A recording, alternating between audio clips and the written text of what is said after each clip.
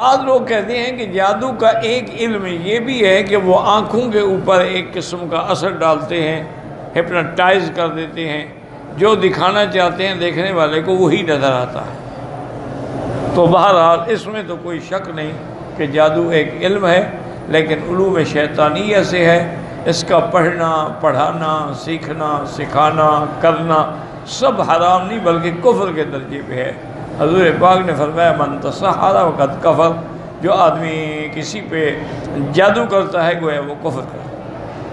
اور یہ بھی صحیح احادیث میں ثابت ہے۔ یہ بہت سارے لوگ انکار کر جی نبی پہ جادو نہیں ہوا، نہیں، یہ غلط باتیں ہیں۔ نبی بھی انسان ہوتے ہیں، وہ بھی انسان ہیں، ان کے بھی تقاضائے انسانیت ہیں، ان کے اندر بھی بشریت ہے۔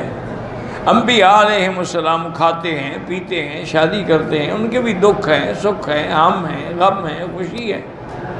تو اسی طرح انبیاء پر بھی جادو ہو سکتا ہے، اور میرے آقا پہ جادو کیا گیا جو صحیح حدیثوں میں ثابت ہے۔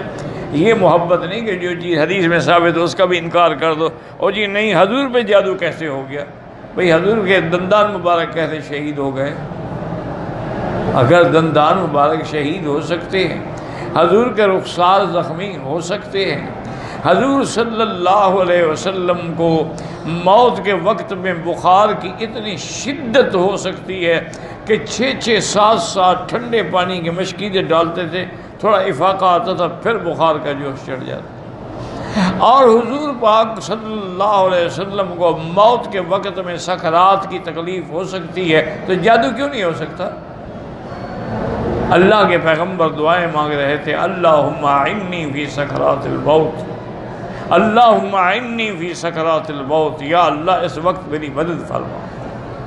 اور اسی طرح پیغمبر پہ زہر کا بھی اثر ہوتا ہے کہ حضور پاک نے اس وقت فرمایا کہ عائشہ ھذا انقطاع اوان ابہری من سم الذی اکلت بخیبر، کہ خیبر میں جس عورت یہودیہ نے مجھے زہر دی تھی تو یہ اس زہر کا اثر ہے جو آج ظاہر ہوا ہے، اور میری آنتیں مبارک کٹ رہی ہیں اس زہر کے اثر سے۔ تو زہر کا اثر بھی آپ پہ ہو سکتا ہے۔ تو اصل یہ تھا کہ یہودیوں نے مل کے کوشش کی کہ حضور پاک صلی اللہ علیہ وسلم پہ جادو کیا جائے۔ تو لبید ابن الاعصم ایک بہت بڑا ان کا جادوگر تھا، اس کی لڑکیاں جو ہیں وہ بھی جادو کرتی تھیں۔ تو پہلے تو لڑکیوں نے کوشش کی جادو کرنے کی، لیکن وہ کامیاب نہ ہوئی۔ پھر یہودیوں نے لبید ابن الاعصم سے کہا کہ ہم تمہیں اتنا پیسہ دیں گے، اتنی دولت دیں گے، تو خود جادو کرو۔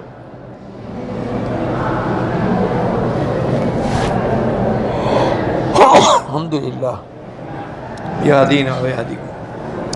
تو اس بدبخت نے پھر حضور پہ جادو کیا۔ اچھا، اب جادو کا اثر جو ہے وہ حضور کے دین کے معاملے میں بالکل نہیں تھا، یعنی حضور وضو فرما رہے ہیں، نماز پڑھ رہے ہیں، نمازیں پڑھا رہے ہیں، تلاوت فرما رہے ہیں، تبلیغ فرما رہے ہیں، اس میں کوئی فرق نہیں۔ جادو کا اثر جو ہے آپ کے دنیاوی معاملات پہ اثر انداز تھا کہ آپ کو مثلاً بھوک نہیں لگتی تھی۔ بیویاں کہتی ہیں کہ اگر کبھی ہم نے کھانا سامنے رکھ دیا تو 2 نوالے لے لیے، ورنہ کبھی مانگا نہیں کہ مجھے کچھ دو۔ اور دوسرا اثر یہ ہوا کہ بیویوں کی خواہش نہ رہی۔ آج کل بھی اکثر جادو یہی ہوتے ہیں، یفرقون بین المرء وزوجہ، میاں اور بیوی میں جادو کر کے فتنہ کرتے ہیں جادوگر، تاکہ آدمی جو ہے اس کی بندش ہو جاتی ہے، وہ اپنی بیوی کے پاس جانے کے قابل ہی نہیں رہتا، یا بیوی پہ بندش ہو جاتی ہے، اس کو اپنے خاوند کا ملنا پسند نہیں آتا۔ آہستہ آہستہ نفرتیں بڑھتی ہیں، انجام پھر علیحدگی ہوتا ہے۔ تو حضور پاک میں یہ اثر ہوا تھا کہ آپ کو اپنی خواہشات جو تھیں نا یہ ازواج مطہرات کی، وہ ختم ہو گئی۔ کافی عرصے تک جادو کا اثر رہا۔ ایک دن حضور پاک فرماتے ہیں کہ میں سو رہا تھا کہ جبریل اور میکائیل دونوں فرشتے آئے، ایک میرے سرانے کی طرف کھڑا ہو گیا، ایک میرے پاؤں کی طرف کھڑا ہو گیا، اور سرانے والے نے اس سے پوچھا، پاؤں والے نے اس سے پوچھا کہ ما بہذا الرجل، اس بندے کو کیا تکلیف ہے؟ تو اس نے کہا کہ مطبوب، یہ مسحور ہیں، ان پہ جادو کیا گیا ہے۔ انہوں نے کہا من طبہ، کس ظالم نے جادو کیا؟ اس نے کہا لبید ابن العاصم نے۔ انہوں نے کہا کس چیز میں جادو کیا گیا؟ انہوں نے کہا فی مشتن و مشاتتن۔ انہوں نے کہا وہ کہاں ہے؟ انہوں نے کہا وہ فلاں جگہ پر ایک کنواں ہے کچا، اس کے نیچے جو کنویں کے نیچے جو لکڑی ہوتی ہے تحت رعوفت، اس کے نیچے وہ جادو والی چیزیں جو ہیں دفن ہیں۔ حضور فرماتے ہیں کہ ثم افقت، تو میری نیند کھل گئی۔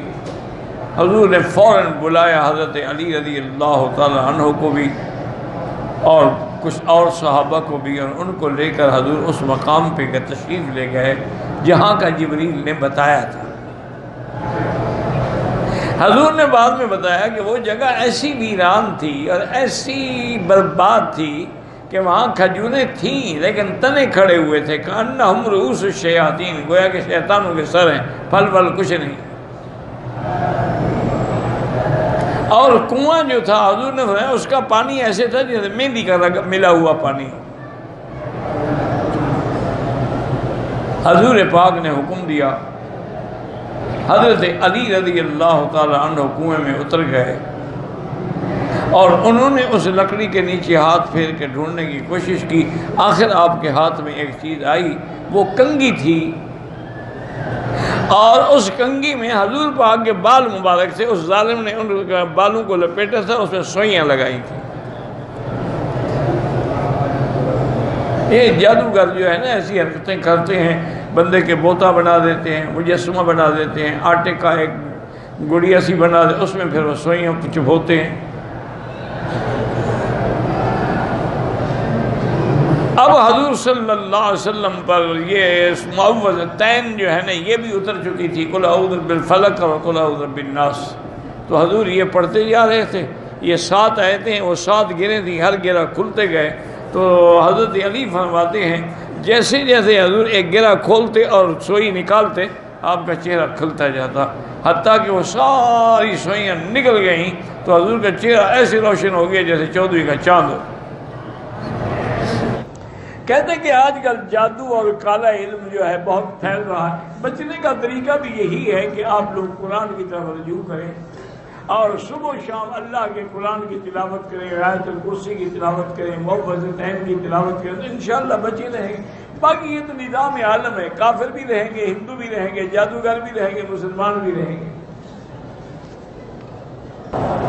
جنات کو اتارا جا سکتا ہے یا آج کل ہر بندہ اس کام کے لیے؟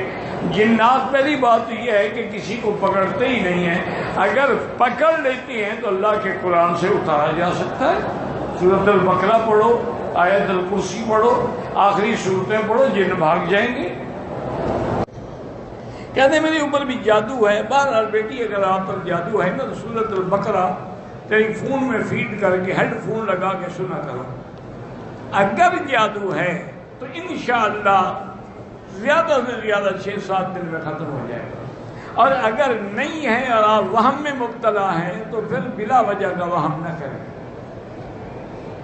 جادو اور سحر اس کو توڑنے کے لیے اگر آپ کوئی چیز استعمال کریں وہ تو جائز ہے، جیسے سورۃ البقرہ پڑھنے سے انشاءاللہ جادو دور ہو جاتا ہے، یا جتنی قرآن میں آیتیں ہیں سحر کے خلاف، لا یفلح الساحر حیث اتی فلما القوا قال موسیٰ ما جئتم بہ السحر ان اللہ سیبطلہ ان اللہ لا یصلح عمل المفسدین ویحق الحق ویبطل الباطل۔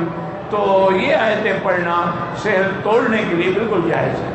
اور سب سے بڑا عمل ایک یاد رکھ لو، میں نہ پیر نہ فقیر، محض ایک طالب العلم، لیکن سب سے بڑی چیز اللہ کا قرآن ہے۔ جس آدمی پر سحر ہے یا جادو ہے یا جن ہے، گھر میں بیٹھ کے سارے گھر والے مل کے پانی کا بڑا ڈول رکھ لیں اور سورۃ البقرہ پڑھ کے دم کرتے ہیں، وہی پانی اس کو پلائیں، اسی سے غسل کرائیں، وہی پانی گھروں میں ڈالیں، ہفتے میں 1 دفعہ پڑھیں، انشاءاللہ سب جن شن بھوت بھاگ جائیں گے۔ اور اگر جن نکالنے کے لیے تم کسی پیر کے پاس گئے نا، جن تو خیر چلا جائے گا، پیر